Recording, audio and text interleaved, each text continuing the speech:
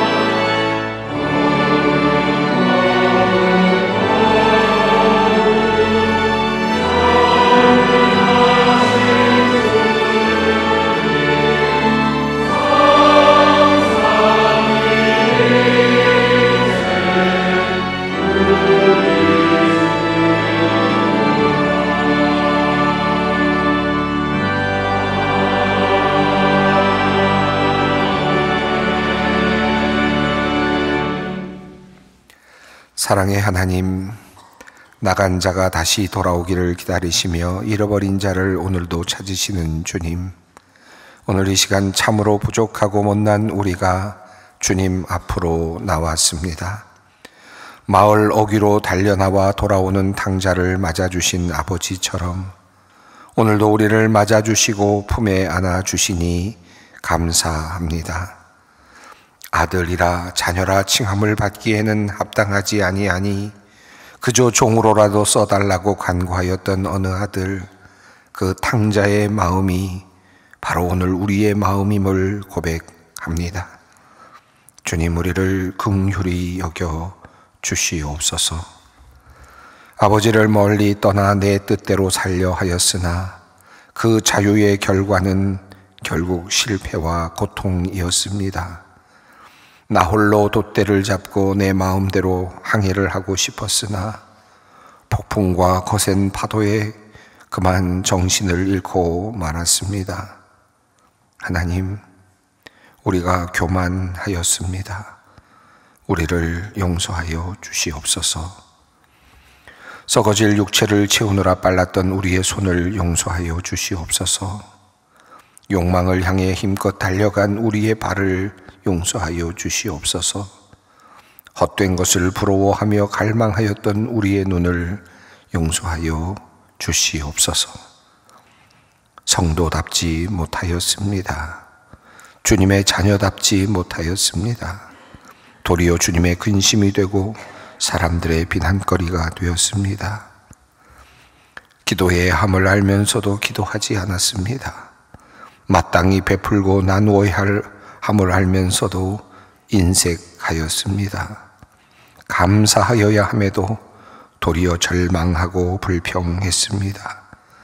우리의 불신앙과 게으름을 용서하여 주시옵소서.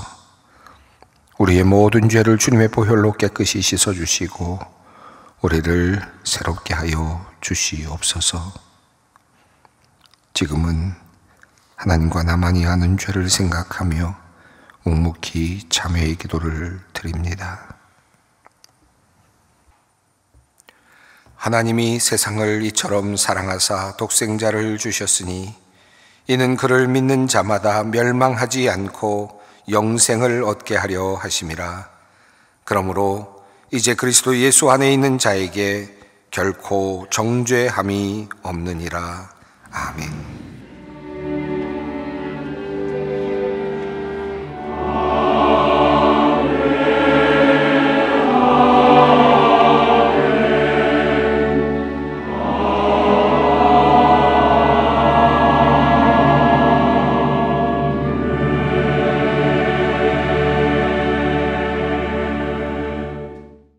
하나님께서 주시는 말씀입니다. 요한복음 6장 16절로 21절까지 말씀입니다. 하나님께서 오늘 우리에게 주시는 말씀 신약성경 요한복음 6장 16절로 21절 말씀입니다. 주님의 말씀을 봉독합니다. 저물매 제자들이 바다에 내려가서 배를 타고 바다를 건너 가버나움으로 가는데 이미 어두웠고 예수는 아직 그들에게 오시지 아니하셨더니 큰 바람이 불어 파도가 일어나더라. 제자들이 노를 저어 10여리쯤 가다가 예수께서 바다 위로 걸어 배에 가까이 오심을 보고 두려워하거늘 이르시되 내니 두려워하지 말라 하신대 이에 기뻐서 배로 영접하니 배는 곧 그들이 가려던 땅에 이르렀더라. 아멘. 캄캄한 밤 사나운 바람 불 때 만경창파 망망한 바다에 외로운 배 한 척이 떠나가니 아 위태하구나 위태하구나. 찬송가 345장 1절 내용입니다. 김한란 박사가 1921년에 작시한 찬송가입니다. 2절은 이렇게 이어집니다. 비바람이 무섭게 몰아치고 그 성난물 큰 파도일 때에 저 뱃사공 어쩔 줄 몰라 하니 아 가련하구나 가련하구나. 캄캄한 밤입니다. 사나운 물결이 일고 있습니다. 망망한 바다에 외로운 배 한 척이 힘겹게 그 바람과 맞서고 있습니다. 어쩔 줄 몰라 하는 뱃사공의 모습이 눈에 들어옵니다. 얼마나 두려울까요? 얼마나 외로울까? 김한란 박사는 1936년 이후 친일 행적으로 비판을 받고 있는 인물이기는 합니다만 1921년 그가 쓴 찬송시, 당시 그가 찬송시를 쓸 때에는 나라 사랑에 대한 깊은 그런 마음이 그리고 나라에 대한 걱정이 많이 담겨 있었음을 보게 됩니다. 그는 이 찬송시에서 일제강점기를 캄캄한 밤으로 그렇게 묘사하였습니다. 그리고 당시 조선의 상황을 외로운 배 한 척으로 그렇게 묘사하였습니다. 그러면서 그는 하나님의 도우심을 간절히 구하는 찬송시를 썼습니다. 요즘 우리나라 상황이 꼭 이런 상황 같다라는 생각이 들어서 이 찬송이 요즘 부쩍 저의 입에 달려 있습니다. 자주 이 노래를 부르게 되고 또 그 가사가 생각이 납니다. 한 주 전입니다. 우리 소망교회에 보석과도 같은 장로님이 계십니다. 갑자기 몸을 가누기가 어려워서 응급실을 찾았는데 그만 뇌출혈 판정을 받았습니다. 지난 주일에 수술을 받았습니다마는 이후 출혈이 심해져서 지금은 중환자실에서 홀로 힘겨운 생사를 가늠하는 그런 투쟁을 하고 있습니다. 캄캄한 밤, 사나운 바람 부는 바다 가운데서 무섭게 몰아치는 그런 성난 파도를 맞서면서 힘겨운 투쟁을 벌이고 있는 그 한 사공의 모습이 지금 병원에 누워있는 장로님의 모습이 아닐까 하는 그런 생각도 하게 됩니다. 캄캄한 밤, 망망한 바다, 무섭게 몰아치는 밤, 그리고 외로운 배 한 척, 위태한 가운데 있는 우리 장로님이 힘겨운 싸움을 잘 싸워주기를 기도하고 있습니다.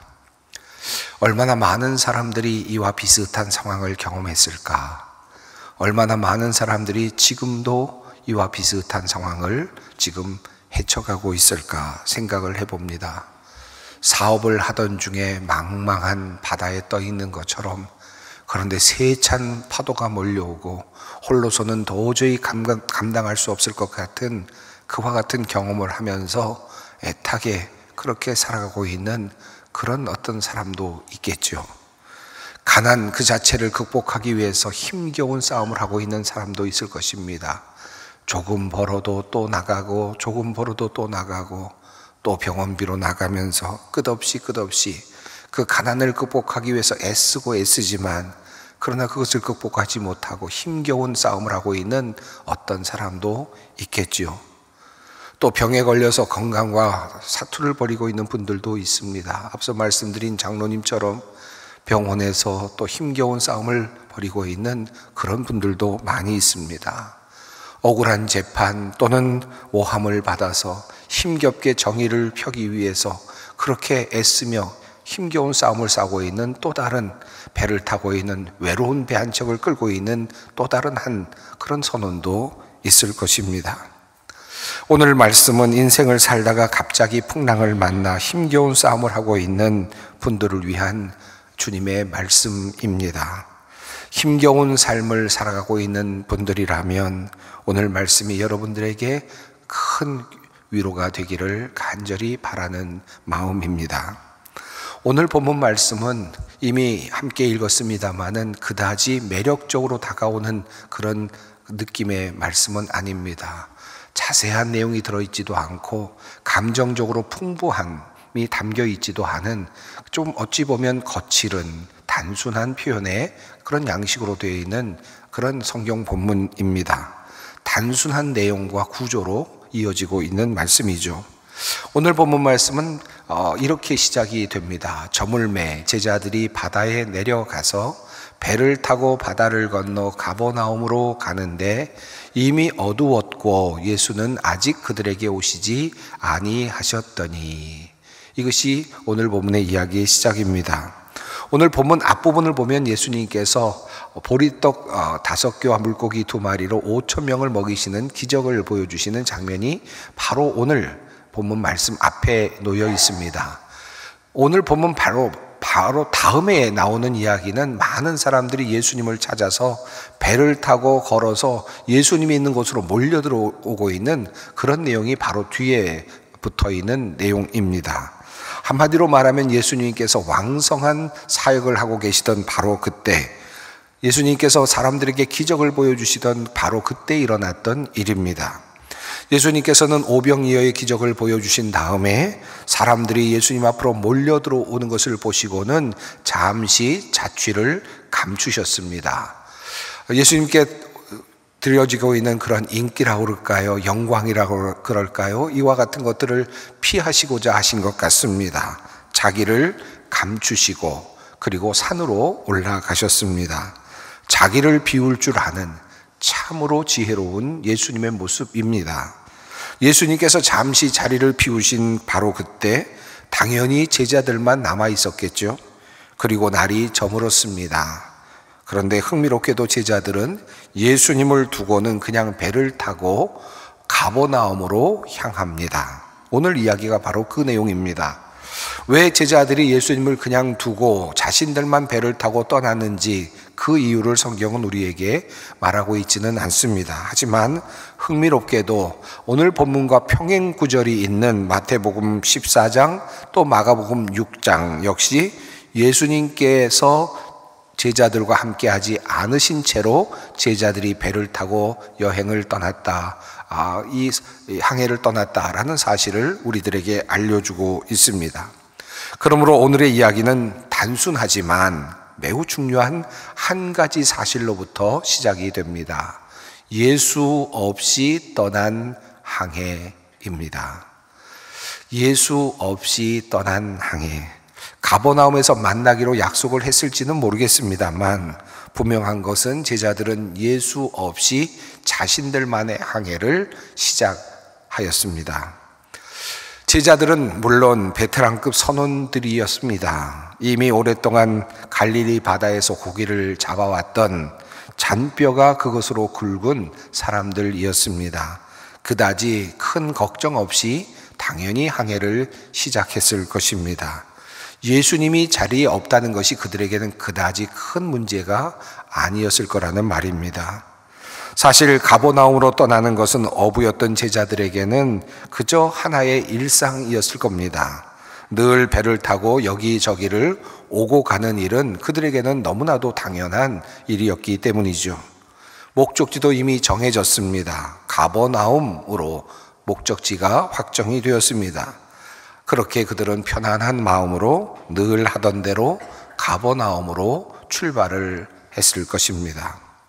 자, 오늘 이 본문의 이야기, 그저 어찌 보면 단순한 이야기인데 이 이야기를 오늘의 말씀으로 나와 관련해서 한번 이 말씀을 받고 한번 생각해 보십시다.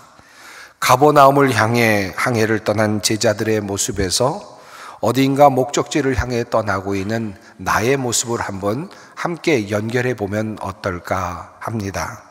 사실 우리들의 삶은 연속되는 도착 그리고 떠남, 그 과정이죠. 어딘가를 향해서 열심히 떠나고 있는 존재가 바로 우리들입니다. 목표를 정하고 그 목표에 도달하기 위해서 시간을 사용하고 또 노력을 합니다. 어떤 목표에 도달하면 우리는 또다시 그곳에서 다른 목표를 정하고 그 목표를 이루기 위해서 또 다른 노력을 하게 될 것입니다. 제자들이 가버나움으로 가는 배를 띄웠던 것처럼 우리에게는 우리에게 가고자 하는 목적지가 있습니다. 우리는 그 목적지를 꿈으로 그렇게 생각하고 그리고 그 마지막을 성공이라고 그렇게 부를지도 모르겠습니다. 우리는 각자 가고 싶은 곳이 있고 또 그곳에 도착하기 위한 그런 꿈을 꾸고 그리고 그것에 마침내 도착하는 그런 꿈을 꾸면서 성공을 기대하고 있을 것입니다.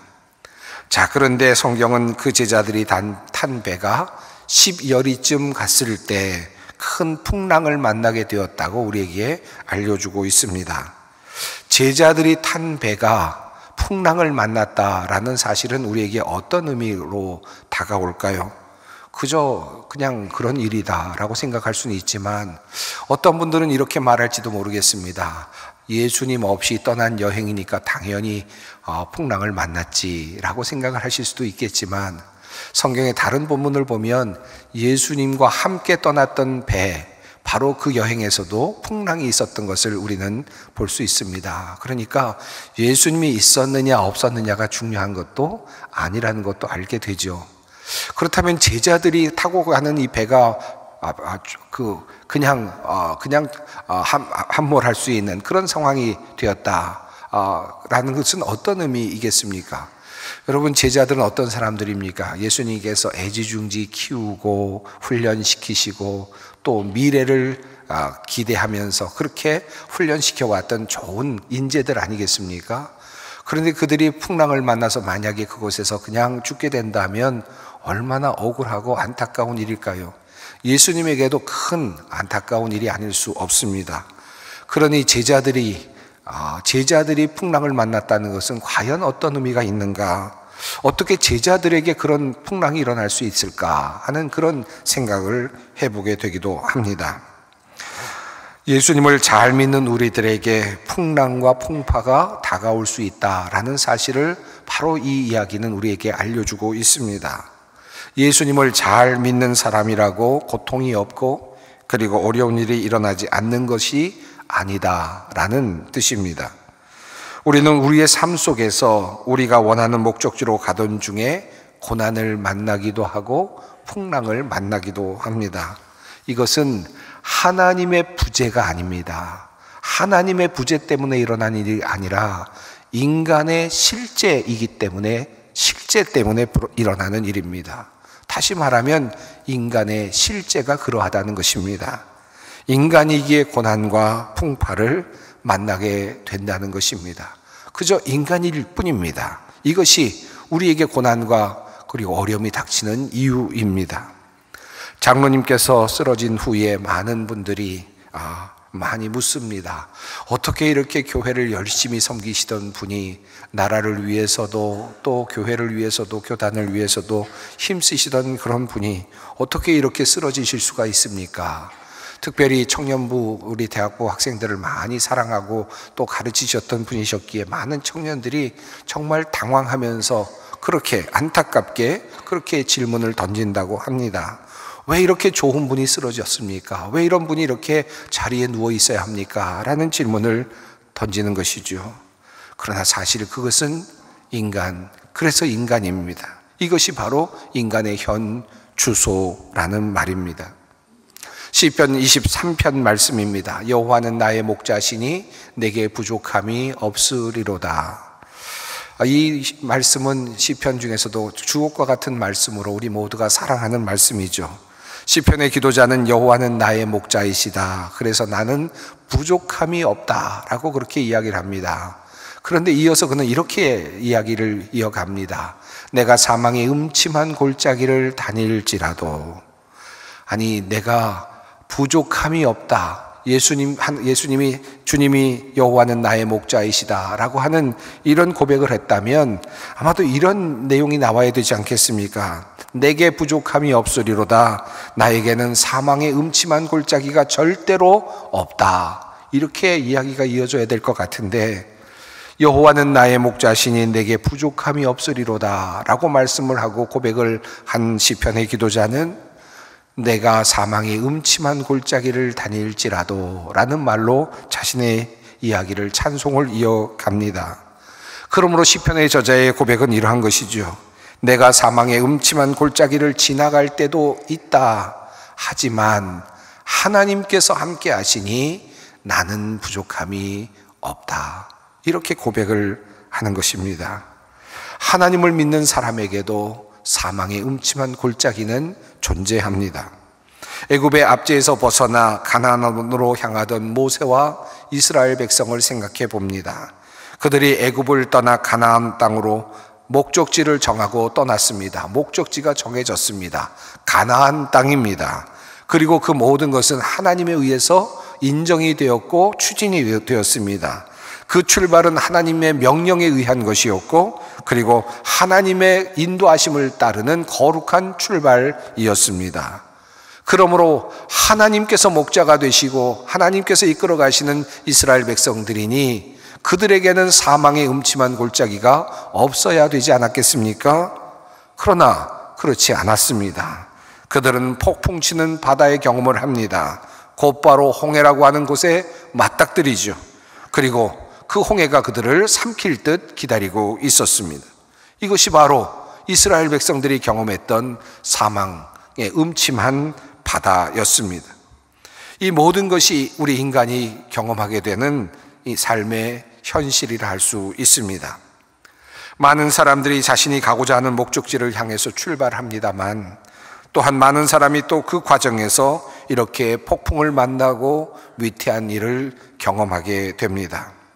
찬송가의 가사처럼 만경장파망망한 바다에 외로운 배 한 척이 떠 있는, 그리고 비바람이 무섭게 몰아치고 큰 파도가 일어나는 그 바다에서 배 위에 뱃사공이 어쩔 줄 몰라 하던 그런 모습이 우리들의 모습이라는 말씀입니다. 하나님을 믿는다라고 하는 것은 이런 모든 폭풍이 면제되는 것을 의미하는 것은 결코 아닙니다. 자, 그러면 이런 폭풍 속에서 왜 어떻게 우리는 내게 부족함이 없습니다 라고 그렇게 고백을 할 수 있는 것입니까? 오늘 본문의 세 번째 장면은 예수님께서 제자들에게 다가오시는 그런 장면으로 이어집니다. 조금 전에 말씀드렸던 소개했던 김한란 박사의 찬송가는 3절에서 이렇게 이어집니다.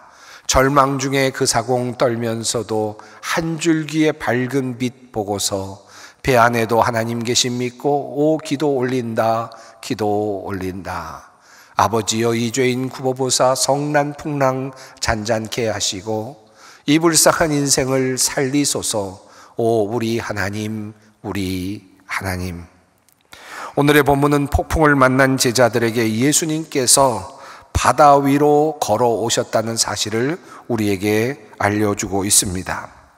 여기서 한 가지 조금 고민스러운 부분이 있긴 합니다. 왜 예수님께서 바다를 걸어오셨을까? 과연 예수님께서는 사람들에게 바다를 걸으실 수 있는 능력을 보여주시고 증명하시기 위하셔서 그런 일을 하셨을까? 실제로 마태복음 평행구인 14장에서 예수님께서 바다 위로 걸어오시는데 요한복음과는 달리 베드로가 예수님을 맞는 장면이 나옵니다. 그래서 나도 걸을 수 있게 해주십시오. 바다를 걸을 수 있게 해주십시오 라고 하는 내용이 나오고 예수님께서 그를 초청하신 장면이 나오죠. 그런데 베드로가 몇 발자국을 걸어가다가 그만 바다를 보면서 그만 빠져들어갑니다. 그리고 예수님께서 다가오셔서 이 베드로를 다시 일으켜 세우시죠. 그리고 하시는 말씀이 있습니다. 믿음이 적은 자여 왜 의심하였느냐 라고 그렇게 말씀을 하십니다. 마치 마태복음의 이야기를 읽어가다 보면 바다 위를 걸을 수 있는 능력이 우리에게 있는데 그런데 우리가 믿음이 없어서 바다 위를 못 걷는 것 같은 그런 느낌이 들기도 합니다. 그리고 이 마태복음이 전하고 있는 이야기에서 매우 중요한 단어는 믿음이라고 하는 단어입니다. 그런 면에서 마태복음은 우리에게 또 다른 길을 보여주고 있다고 할 수 있겠죠. 그런데 요한복음은 이러한 이야기들을 모두 생략했습니다. 그리고 그냥 단순하게 예수님께서 그들에게 오셨다라는 이야기만 전하고 있습니다. 요한복음이 우리에게 보게 하고자 하는 그 관점은 어떤 것일까요? 하나님께서 요한복음을 통해서 우리로 하여금 다시 보도록 하시는 그 메시지는 무엇일까 하는 것입니다. 오늘 본문 말씀인 요한복음의 내용은 마태복음과는 사뭇 다른 분위기입니다. 도리어 우리가 믿음을 가지면 무엇인가를 할 수 있다라는 그런 내용이 마태복음의 내용이라면 요한복음은 완전히 반대의 경우를 우리에게 알려주고 있습니다. 우리는 아무것도 할 수 없었다.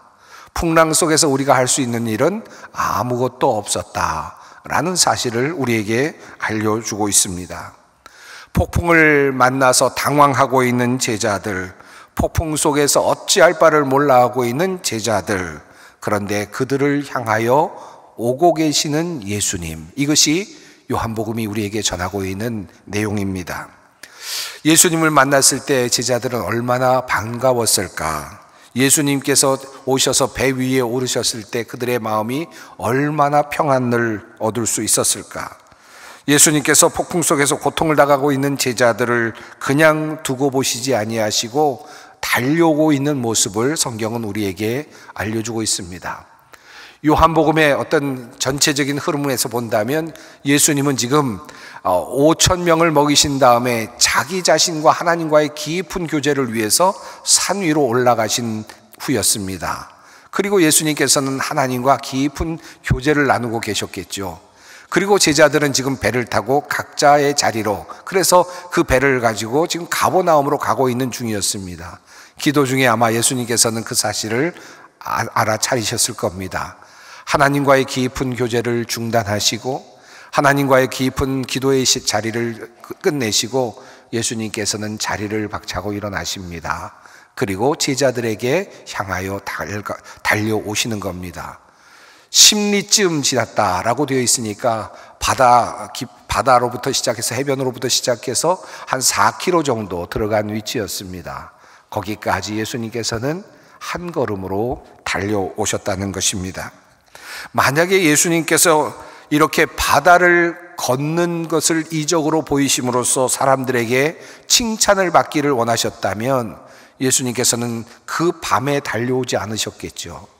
예수님께서 만약에 자신이 바다를 걸을 수 있다는 것을 보여주시기를, 그래서 그것 때문에 명예를 얻기를 원하셨다면 제자들만 있는 그 자리에서 그런 모습을 보여주시지는 않았을 겁니다. 가장 적절한 자리는 5,000명을 먹이신 다음에 모든 사람들이 흥분되어 있었을 때 그 많은 사람들을 이끌고 바다로 가셔서, 그리고 예수님께서 바다를 건너가시는 모습을 보여주셨다면 아마 놀라운 그런 효과가 있었을 겁니다. 그런데 예수님께서는 그렇게 하지 않으셨습니다. 그러므로 오늘 본문이 우리에게 알려주고자 하는 매우 중요한 사실은 예수님께서 바다 위를 걸으실 수 있을 만큼 그만큼의 능력을 가지고 계신다, 예수님은 그런 분이다 라는 사실을 우리에게 이야기하려는 것이 아니라, 바로 예수님은 폭풍을 만난 제자들에게 한 걸음에 달려오시는 그런 사랑의 하나님이시다, 주님이시다, 그런 마음을 갖고 계시는 분이시다, 그런 긍휼함을 가지고 계시는 분이시다 라는 사실을 오늘의 본문은 우리에게 말씀하고 있습니다. 이미 심리를 들어온 상황이었습니다. 예수님께서는 4km나 되는 그런 긴 먼 길을 바다 위를 걸어서 뛰어서 오셨습니다. 그리고 예수님께서 그들을 만나셨을 때, 제자들을 만나셨을 때 일성으로 하신 말씀은 무엇이었습니까? 내니 두려워하지 말라. 여러분, 이 말씀의 뜻이 어떤 것으로 느껴지십니까? 아마 저 멀리서 무언가가 다가오는 모습을 보면서 제자들이 저기 지금 유령이 오는가 라는 생각 때문에 두려워했을지도 모릅니다. 성경의 또 다른 본문은 그런 내용들을 전하고 있기도 합니다. 그런 면에서 나는 유령이 아니니까 두려워하지 말아라, 무서워하지 말아라, 그런 의미로 지금 내니 두려워하지 말라라는 말씀을 하셨을까요? 아닐 것 같습니다. 예수님께서는 지금 힘들어하고 고통스러워하고 있는 제자들, 풍랑을 어떻게 제어하지 못해서 그렇게 어쩔 줄 몰라 하고 있는 제자들을 향하여서 달려오신 다음에 내니 두려워하지 말라 말씀하십니다. 내가 왔다는 것이죠. 내가 너희와 함께 한다는 말씀입니다. 이제는 너희는 두려워할 필요가 없다는 말씀입니다. 내가 컨트롤하겠다는 말씀입니다. 내가 선장이 되겠다는 말씀입니다. 내가 이끌어가겠다는 말씀입니다. 걱정을 내려놓으라는 말씀입니다. 다시 찬송은 이어집니다. 모진 바람 또 험한 큰 물결이 제 아무리 성내어 덮쳐도 권능의 손 그 노를 저으시니 오 맑은 바다라, 맑은 바다라. 작사자는 모진 바람 큰 물결이 덮치고 있지만 권능의 손이 내 배를 지금 붙잡고 있으니 나에게 이 바다는 맑은 바다일 뿐이다, 잔잔한 바다일 뿐이다 라고 그렇게 노래를 합니다. 많은 사람들이 예수님을 만나는 장소가 어딜까요? 평범한 장소일까요? 일상의 장소일까요? 성공의 자리일까요? 많은 사람들이 예수님을 만나는 장소는 고통의 자리입니다. 풍랑이 있는 자리입니다. 거센 바람이 부는 바로 그 자리가 주님을 만나는 자리입니다. 고통스러운 암흑의 현장에 찾아오시는 예수님을 비로소 그때에서야 만나게 됩니다. 나다, 내가 너와 함께 있다, 내가 너를 도와주겠다 말씀하시는 그 말씀 앞에서 우리의 마음이 녹아지고 우리의 마음이 열리는 것입니다. 그래서 이야기는 이어집니다. 제자들은 이에 기뻐서 배로 영접하니, 성경은 이렇게 말씀합니다. 폭풍 속에 있는 제자들을 찾아오시는 예수님, 그리고 그 예수님을 기쁘게 받아들이는 제자들. 그래서 오늘의 본문은 마지막은 해피 엔딩입니다. 배는 곧 그들이 가려던 땅에 이르렀더라. 처음에 그들은 예수님 없이 출발을 했습니다. 그들에게 목표가 있었지만 목표에 도달할 수 없을 만큼 큰 폭풍을 만났습니다. 예수님께서 한 걸음에 달려오시고 그들의 중심에 오셔서 그 배 위에 오르신 후에 그들은 다시 항해를 시작하였고, 그리고 마침내 그들이 가려던 땅에 도달하였습니다. 오늘의 본문은 분명 폭풍 속에 처한 이 땅의 많은 사람들에게 희망을 전해주는 말씀이 아닐 수 없습니다. 자비하신 하나님, 우리를 향해 달려오시는 고마우신 예수님의 모습을 오늘의 본문을 통해서 깨달을 수 있게 되기를 바랍니다. 마지막으로 시편 107편 21절부터 30절까지 있는 말씀을, 세번역 말씀을 우리 성도님들과 함께 읽었으면 좋겠습니다. 주님의 인자하심을 감사하여라. 사람에게 베푸신 주님의 놀라운 구원을 감사하여라. 배를 타고 바다로 내려가서 큰 물을 헤쳐가면서 장사하는 사람들은 주님께서 하신 행사를 보고 깊은 바다에서 일으키신 놀라운 기적을 본다. 그는 말씀으로 큰 폭풍을 일으키시고 물결을 산더미처럼 쌓으신다. 배들은 하늘 높이 떠올랐다가 깊은 바다로 떨어진다. 그런 위기에서 그들은 얼이 빠지고 간담이 녹는다. 그들이 모두 술 취한 사람처럼 비틀거리며 흔들리니 그들의 지혜가 모두 쓸모없이 된다. 그러나 그들이 고난 가운데서 주님께 부르짖을 때 그들을 공경에서 벗어나게 해 주신다. 폭풍이 잠잠해지고 물결도 잔잔해진다. 사방이 조용해지니 모두들 기뻐하고 주님은 그들이 바라는 한 길로 그들을 인도하여 주신다.